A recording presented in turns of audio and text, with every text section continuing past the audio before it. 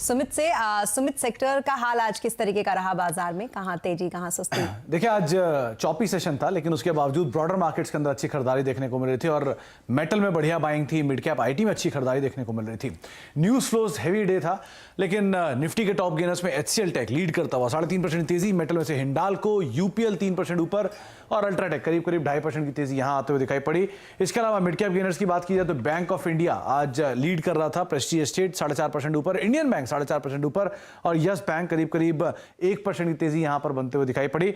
Mid cap losers में पतंजलि आज दूसरा दिन जबकि शेयर में बिकवाली आते हुए दिखाई पड़ी, 4.5% नीचे, ट्यूब इन्वेस्टमेंट करीब 4.5% नीचे, डिलीवरी 3% नीचे और M&M फाइनेंशियल रफली 2.5% के आसपास की बिकवाली यहां आते हुए दिखाई पड़ी। बैंकिंग में आज लीड कर रहा था Kotak, HDFC bank, ICICI bank, बंधन बैंक, इनफैक्ट 12 में से 10 शेयर आज निफ्टी बैंक के तेजी में बंद होते हुए दिखाई पड़े। और मेटल न्यूज फ्लोज का इंपैक्ट तो APL अपोलो 5% ऊपर, सेल 4% ऊपर, JSPL 3.5% ऊपर और हिंदुस्तान जिंक करीब 2.5% की तेजी यहां आते हुए दिखाई पड़ी। तो मेजरली मार्केट्स के लिए आज sentiment wise at least positive day था और ब्रॉडर मार्केट्स के अंदर भी खरीदारी देखने को मिल रही थी। जी, बहुत शुक्रिया तमाम मार्केट अपडेट के लिए आपका सुमित। तो कुल मिलाकर कुछ ऐसा रहा मार्केट का हाल, लेकिन फिर भी बाजार को किस बात का है डर और क्या बाजार में कोई अनहोनी होने को है, आज आवाज अड्डा में इसी पर करेंगे बड़ी चर्चा शाम 7:57 पर।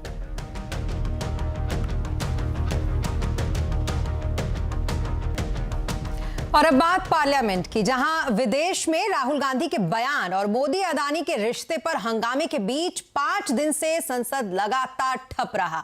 आज भी राहुल गांधी सदन में बोल नहीं पाए, सरकार और विपक्ष में आर पार चलते दोनों ही सदन सोमवार तक के लिए स्थगित कर दिए गए। आज राहुल गांधी जैसे ही सदन में आए और बोलने की कोशिश की, सत्ता पक्ष यानी कि बीजेपी ने उनके खिलाफ हंगामा शुरू कर दिया और आखिरकार राहुल गांधी नहीं बोल पाए। बीजेपी राहुल गांधी की माफी पर अड़ी रही और कांग्रेस कहती रही कि राहुल गांधी को बोलने दिया जाए, अदानी मामले की JPC जांच कराई जाए। क्या लोकसभा, क्या राज्यसभा, दोनों ही जगहों पर यही सूरत हाल आज रहा। सदन ठप होने के बाद कांग्रेस के नेता संसद परिसर में गांधी मूर्ति के पास धरने पर बैठ गए। एक बार फिर कांग्रेस अध्यक्ष मल्लिकार्जुन खड़गे ने सरकार पर सदन को ना चलने देने का आरोप लगाया, तो दूसरी तरफ बीजेपी अध्यक्ष JP नड्डा ने एक बार फिर राहुल के लंदन वाले बयान को शर्मनाक बताया। जनता द्वारा बार बार नकार दिए जाने के बाद अब राहुल गांधी इस देश विरोधी टूल किट का परमानेंट हिस्सा बन गए। राहुल गांधी विदेशी धरती पर देश का अपमान कर रहे हैं, सदन का अपमान कर रहे हैं, देश की पूर्ण बहुमत से चुनी हुई सरकार का अपमान कर रहे हैं और देश के 130 करोड़ जनता का अपमान कर रहे हैं। ये देशद्रोहियों के हाथों को मजबूत करना नहीं है तो और क्या है। राहुल गांधी जी, आपने विदेश की धरती पर कहा कि भारत में लोकतंत्र खत्म हो गया है और यूरोप और अमेरिका इसमें दखल देना चाहिए। इससे शर्मनाक बात क्या हो सकती है।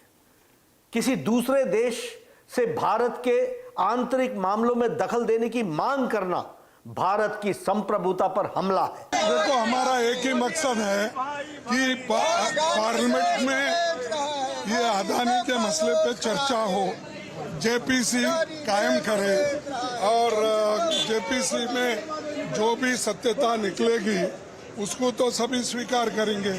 इसीलिए हम चाहेंगे कि JPC के गठन हो और हम उसी के ऊपर कल भी प्रोटेस्ट किए, आज भी कर रहे हैं।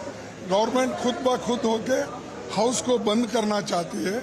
हाउस अभी प्रारंभ भी नहीं होता, सरकार के मंत्री, सरकार के MP, बीजेपी के MP उठ के खड़े होके हंगामा शुरू कर रहे हैं। इसका मतलब यही है कि खुद ही पार्लियामेंट डेमोक्रेटिक प्रोसेस को खत्म करने की कोशिश वो कर रहे हैं।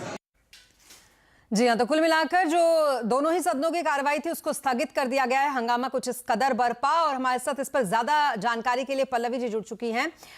पल्लवी जी, संसद का ये हफ्ता तो हंगामे की भेंट चढ़ चुका है, अब आगे क्या होगा?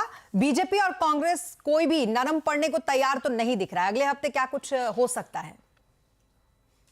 बीजेपी का कहना है कि हमारे पास प्रूफ है, एविडेंस है कि राहुल गांधी विदेश में जाके देश की बुराई भी की है।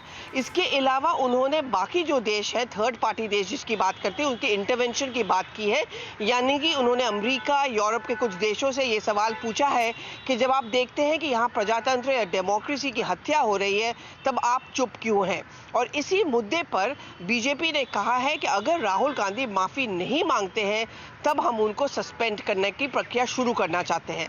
वो कैसे होगा, उनका कहना ये है, और जब वो स्पीकर के पास गए थे उनका कहना ये था कि आप एक कमेटी का एक गठन कीजिए, वो कमेटी इस बात की जांच करेगी और जांच के फाइंडिंग्स के बाद उनको सस्पेंड किया जाए, यानी कि एमपी ना रहे राहुल गांधी अगले जो पूरा ये टर्म हो लोकसभा का।